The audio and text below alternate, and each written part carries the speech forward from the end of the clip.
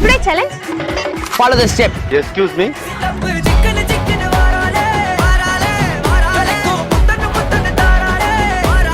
Sorry for the disturbance.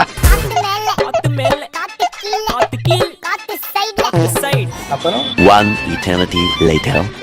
Excuse me. No தப்பாகுதுண்ணா. Sorry for the disturbance.